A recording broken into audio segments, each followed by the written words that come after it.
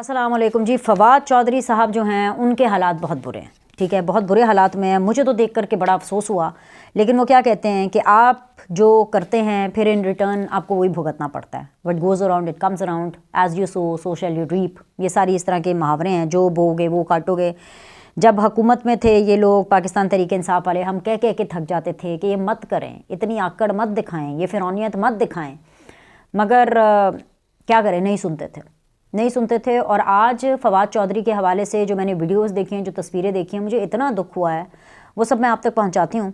लेकिन इसके अलावा सिर्फ यही नहीं है, बल्कि मैंने आपको कुछ कल अपनी वीडियो के अंदर बताया था कि एक और क्रैकडाउन होने वाला है। और ये क्रैकडाउन जो है उन लोगों पर होने वाला है जिन्होंने इलेक्शन के बाद इलेक्शन के हवाले से, चीफ जस्टिस ऑफ पाकिस्तान के हवाले से और पूरे इलेक्शन कमीशन के हवाले से जो इस तरह की उन्होंने जो प्रोपेगेंडा करने की कोशिश की है, और बाकायदा तौर पर जो पूरे ट्रेंड्स इसके ऊपर चले हैं, बाकायदा तौर पर सोशल मीडिया के ऊपर एक मुनज़्ज़म किस्म की कैंपेन की गई है।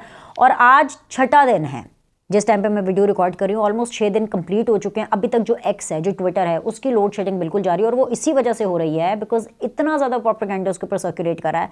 और इस हवाले से मैंने आपको बताया था कि कार्रवाई होने वाली है, क्रैकडाउन होने वाला है, इस बारे में भी हम बात करेंगे। साथ ही साथ इमरान खान साहब की जो बहनें हैं, उन्होंने तो भाई मुसर्रत चीमा को किसी काबिल नहीं छोड़ा। मतलब ऐसी उनकी बेइज्जती की है कि मैं आपको बता नहीं सकती हूँ कि मतलब मैंने नहीं कभी सोचा था कि जी मुसर्रत चीमा का भी ये हाल होगा। क्योंकि मुसर्रत चीमा जो है वो आपको पता है कि सियासत छोड़ने से पहले जो है वो बहुत सी इमरान खान साहब की इंपॉर्टेंट मीटिंग्स के अंदर साथ साथ होती थी। बल्कि इनफैक्ट जब इमरान खान साहब को अरेस्ट किया गया और उनको वो फिर एक रेस्ट हाउस में भी रखा गया, तो उसके अंदर जो कॉल कर रही थे और वो सारी आपको पता है ना लीक हुई थी बातें कि जी वो मुसर्रत चीमा को कह रहे थे कि जी आप आज़म स्वाति से मिल ले, जो कि आज़म स्वाति बेसिकली एक कोड वर्ड था। मतलब इस हद तक Musarrat Cheema and the Cheema family and her husband also Jamshed Cheema जो है वो इतने करीब थे। लेकिन जो मुसर्रत चीमा के साथ इमरान खान साहब की बहनों ने जो सलूक रवा रखा, उसका भी मुझे बहुत अफसोस है। वो क्या थी स्टोरी, वो भी मैं आपके सामने रखूँगी। लेकिन सबसे पहले मैं आपको जो इम्पोर्टेंट चीज़ बतानी है वो मैंने ये बतानी है कि अब से थोड़ी देर के बाद पंजाब असेंबली का जो है इजलास वो होगा। 10 बजे का इसका टाइम है जो स्केड्यूल है।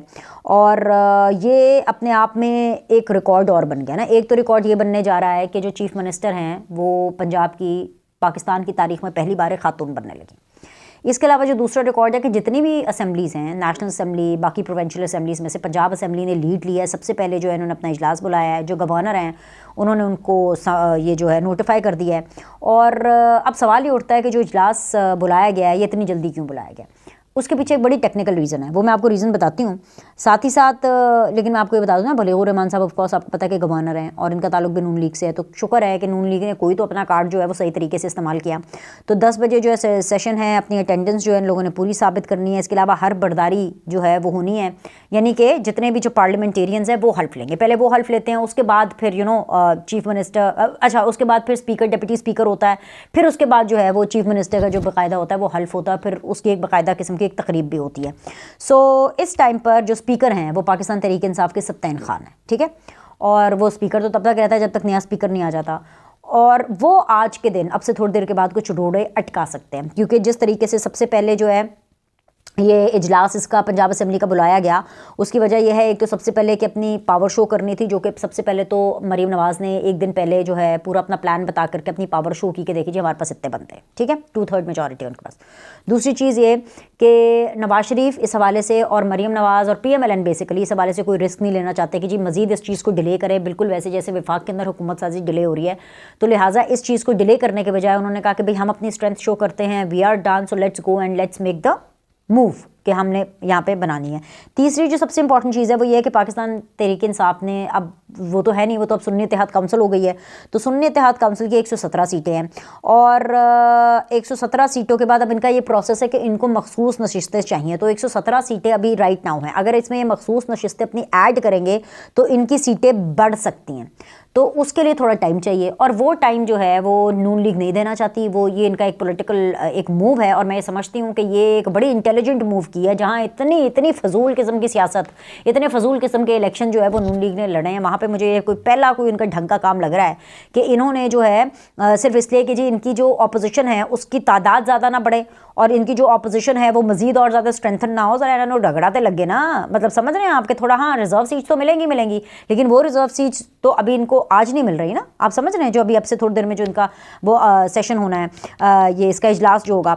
तो ऐसे में ये एक असल में एक बहुत बड़ी रीज़न है कि ये जो सुन्नी इत्तेहाद काउंसिल है वो अपनी आधी तो खैर नहीं, लेकिन मतलब कि अपनी पूरी स्ट्रेंथ के साथ, यहाँ 70% अपनी स्ट्रेंथ के साथ आप कह सकते हो, क्योंकि 117 सीटें भी कोई कम सीटें नहीं होती।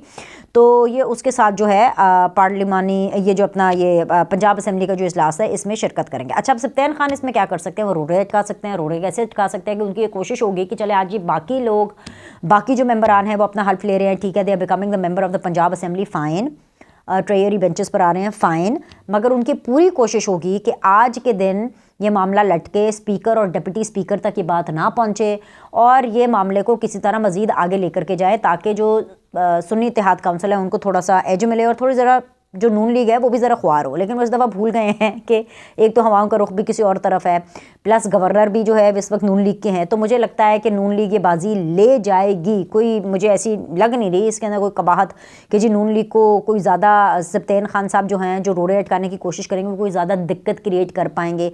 पर आपको पता है ना कि नून लीग कभी कभी ना ऐसे बोंगियाँ भी मार ही देती है। अगर कोई बोंगी इन्होंने ना मारी ना, तो मुझे लगता है कि ये जो असम्बली है पंजाब की, ये आज ना सिर्फ इनके ओथ हो जाएंगे बल्कि स्पीकर डिप्टी स्पीकर का भी हो जाना चाहिए और फिर उसके बाद मरहला चीफ मिनिस्टर का होगा। तो वो मेरे ख्याल से अगर आज नहीं तो कल या परसों में ये इसका मामला हल हो जाएगा। तो आई थिंक सो कि यहाँ पर भी पंजाब जो है वो लीड लेने वाला है। एक तो मैंने आपको बताया था। इसके अलावा जी सीट्स जो है रिजर्व्ड फॉर विमेन, उसकी प्रोविंशियल असेंबली की लिस्टें आ गई हैं। इलेक्शन कमीशन ऑफ पाकिस्तान ने 2 नोटिफिकेशन जो है एक्चुअली जारी किए, एक सिंध असेंबली का और एक पंजाब असेंबली का। लेकिन अभी क्योंकि मैं पंजाब असेंबली की बात करूँ तो मैं वेरी क्विकली आपके सामने लिस्ट पढ़ देती हूँ। ये जो कोई लिस्ट आई है जी भाई, कितने की लिस्ट है ये, 42 लोगों की लिस्ट है, ठीक है। और इसमें जो है ये मैं आपको बता देती हूँ जी, नंबर 1 पे वही मैंने आपको कहा था, नंबर 1 पे रिजर्व सीट्स पे किसका नाम है, ज़किया शाहनवाज का नाम है जी, नून लीग की तरफ से। पता नहीं ज़किया आपा का क्या सीन है। अच्छा जी, ज़किया शाहनवाज साहिबा हैं PMLN से। नंबर 2 पे हैं जी इशरत अशरफ साहिबा, ये भी PMLN से। मरियम औरंगजेब साहिबा हैं जी तीसरे नंबर पर। ये मैं प्रोविंशियल असेंबली की बात कर रही हूँ। तीसरे नंबर पर हैं PMLN से अज़मा बुखारी साहिबा हैं चौथे नंबर पर। 5वें पे हैं जी हिना भट्ट। 6ठे पे है जी सलमा सादिया तैमूर और 7वें नंबर पे है जी राहिला नईम यानी राहिला खातिम हुसैन, आई थिंक सो। और इसके अलावा जो 8वें नंबर पे हैं जी बुशरा अंजुम भट्ट। 9वें नंबर पे हैं जी सानिया आशिक। 10वें नंबर पर है सलमा भट्ट। 11वें नंबर पर है जी कबल परवेज़ चौधरी। 12वें नंबर पे है महविश सुल्ताना। 13 नंबर पे नौशीन अदनान। 14 पे आसमा एतशामुल हक। 15 पे कौसर जावेद। 16 पे उज़मा जबीन। 17 पे अमरीन इस्माइल। 18 पे मुमताज़ बेगम। 19 पे सुम्बुल मलिक हुसैन। 20 पे रुखसाना कौसर। 21 पे शाजिया रिजवान। 22 पे मोतिया बेगम। 23 पे राबिया नसीम फ़ारूकी। 24 सोनिया आशिर। 25 नंबर पे है जी उज़मा कारदार, ये वही जो पहले PTI वाली थी जो अभी इधर आ गई है। 26वें पे है जी सफ़िया सईद। 27 पे हैं जी ताहिया नून। 28 पे हैं आमीना हसन। 29 पे हैं आसमान नाज। 30 पे है जी ताहिरा मुश्ताक। 31 पे ज़ेबुन्निसा अवान। 32 पे फ़ातिमा बेगम।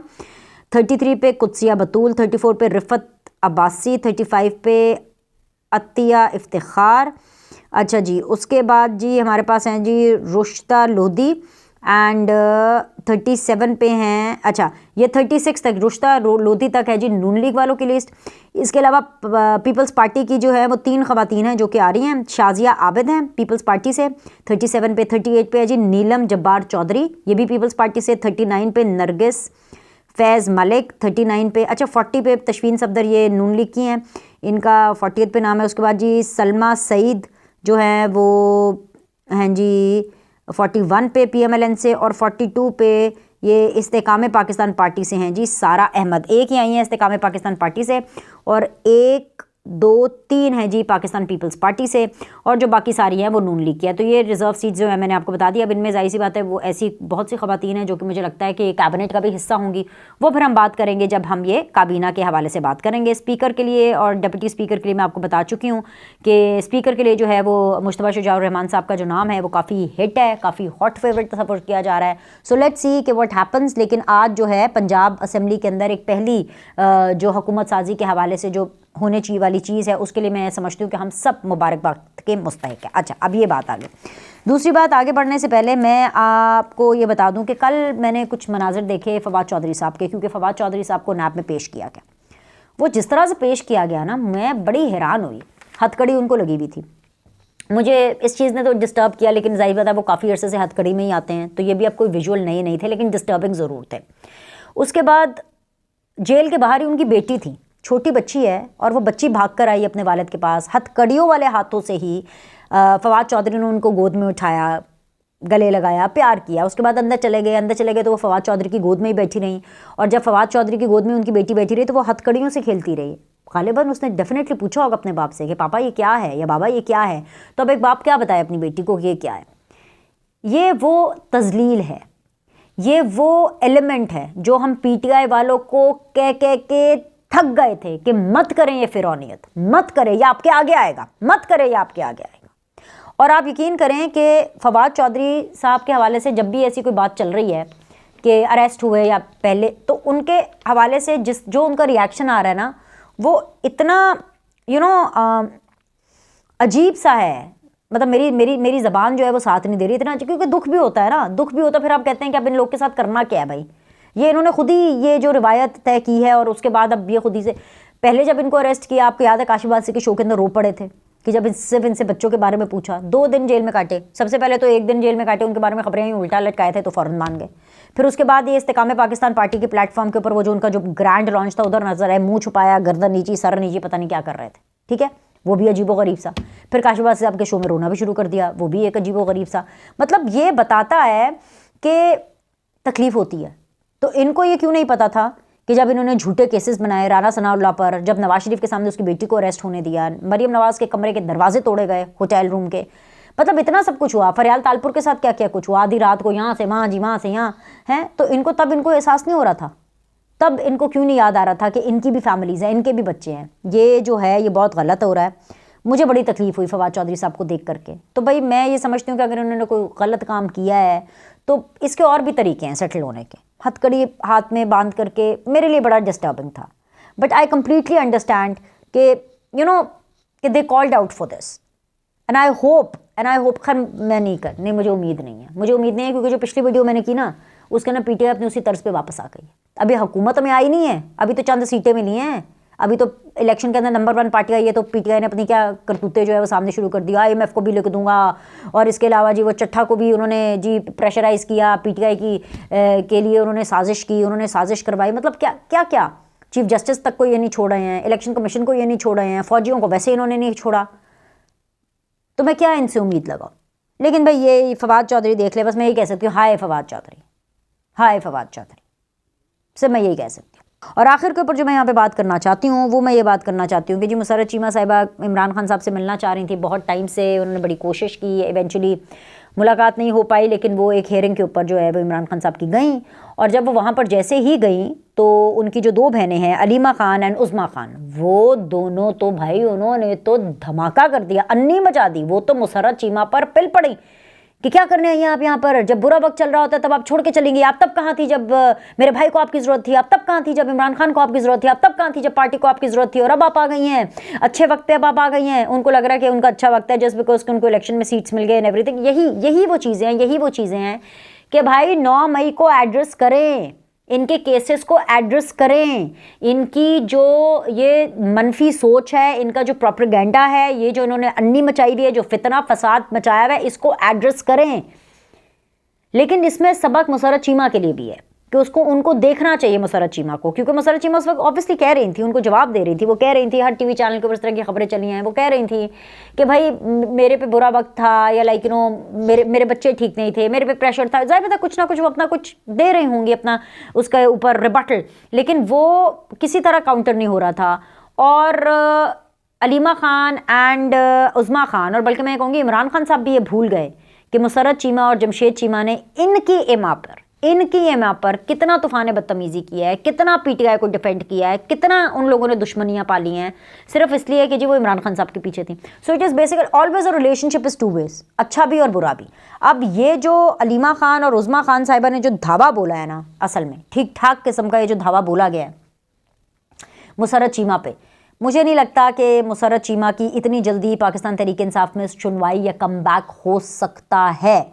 अब ये हमें देखना पड़ेगा, क्योंकि ज़ाहिर है इमरान खान साहब को तो खबर होगी ना, इमरान खान साहब के सामने ही हो रहा था सारा कुछ, उन्होंने तो कोई चू चराने की।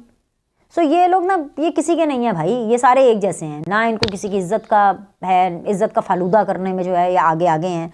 तो ये एक बड़ी जो है ये एक वाक़या था जो मेरे लिए बड़ा हैरानकुन था, तो मैंने कहा ये भी मैं आप तक पहुंचाऊंगी। एनीवेज जी, अभी के लिए इतना ही। लाइक करें, सब्सक्राइब करें, इंशाल्लाह ताला आपसे शाम को दोबारा मुलाकात करेंगे।